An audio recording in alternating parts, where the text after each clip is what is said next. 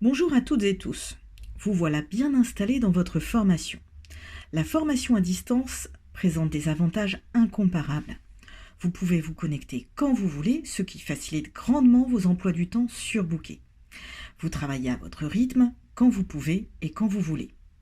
Bon, une fois qu'on a dit ça, on ne va pas se mentir, une formation à distance, c'est quand même pas pareil qu'en présentiel. Vous êtes derrière votre écran, parfois un peu seul, et vous ne rencontrerez pas en vrai vos collègues de formation et vos formatrices. Quand on est professionnel du prendre soin, ça change quand même beaucoup. Souvent, vous avez choisi ce métier pour le lien, pour le contact, et là, avec nous, il ne sera que virtuel. Alors, on a prévu des solutions pour limiter les désagréments de la formation à distance. Il y aura le tutorat individuel, c'est-à-dire les contacts réguliers à votre demande ou à la nôtre avec votre formateur, mais aussi une belle histoire qu'on va vous raconter tout au long de votre formation. Vous allez faire la connaissance et vous mettre dans la peau de 3 personnages qui vous ressemblent. Leïla est auxiliaire de vie et Martine travaille en EHPAD. Leïla a 32 ans, elle est en couple, elle a 2 enfants. Cela fait 5 ans qu'elle travaille dans l'aide à domicile. Avant, elle était secrétaire, mais elle cherchait un métier qui a du sens. Elle voulait s'occuper de personnes âgées, car elle garde le souvenir dans son cœur de sa grand-mère dont elle s'est occupée jusqu'au bout pendant sa maladie d'Alzheimer. Il y a 5 ans, alors qu'elle était en recherche d'emploi, elle a entendu parler de l'aide à domicile et s'est présentée dans une structure d'aide à domicile.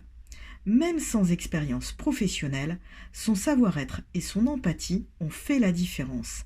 Elle a été embauchée en CDI, a pu bénéficier d'un tutorat avec une collègue et participe de temps en temps à des petites formations.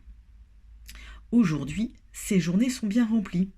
Elle s'occupe plusieurs fois par semaine de Blandine, dont nous vous parlerons un petit peu plus tard. Martine, elle, travaille dans un EHPAD.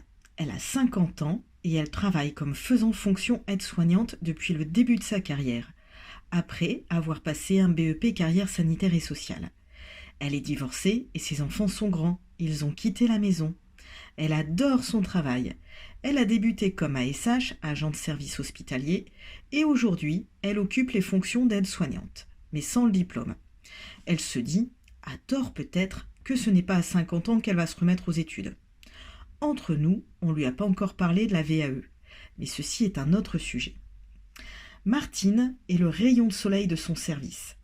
Toujours un mot gentil pour ses collègues et les résidents. On peut entendre ses éclats de rire à l'autre bout du couloir. Ses résidents, elle les aime, en particulier ceux qui sont le plus atteints par la maladie. Elle apprécie de travailler en secteur protégé, où sont soignés la plupart des patients en GIR 1 et 2, qui ont développé une maladie d'Alzheimer, de Parkinson ou à corps de Lévy à un stade avancé. C'est le cas de Henri, que Martine apprécie particulièrement d'aider. Henri, c'est le mari de Blandine. Il a 93 ans, il est retraité de la fonction publique. Depuis 4 ans, les signes de la maladie de Parkinson ont commencé à se montrer. La maladie a évolué rapidement, car au bout de 2 ans, la vie à la maison n'a plus été possible. Sylvie, sa fille, et Blandine, sa femme, ont été obligées d'envisager son déménagement en maison de retraite. Blandine, elle a 85 ans. Elle vit toujours dans sa maison et est aidée au quotidien par Leïla, son auxiliaire de vie. Blandine a du mal à marcher et avec la salle de bain à l'étage, ce n'est vraiment pas facile. Elle est en GIR 4 et présente les signes d'une maladie d'Alzheimer à un stade débutant. Elle commence à avoir du mal à préparer ses repas et à s'habiller tous les matins. Leïla, qui ne venait jusqu'à l'année dernière que pour du ménage, est un vrai soutien maintenant, qu'elle peut l'aider dans les actes de la vie quotidienne. Leïla fait son possible pour la soulager et lutter contre sa solitude depuis que Henri est parti. Parlons enfin de Sylvie. Sylvie, c'est la fille de Blandine et d'Henri. Fille unique, elle habite heureusement à 10 km de chez sa maman et de l'EHPAD où vit son papa Henri. Sylvie a 62 ans. Elle est encore en activité professionnelle et occupe un poste de secrétaire. Entre son fils qui vit toujours à la maison et ses parents, la vie n'est pas rose tous les jours. Elle est bien fatiguée et commence à subir elle aussi les premiers effets du vieillissement. Elle est la proche aidante de ses parents et nous verrons avec elle ses questions, ses doutes quant au vieillissement de ses parents et les interactions qu'elle a avec Leila à la maison et avec Martine à l'EHPAD.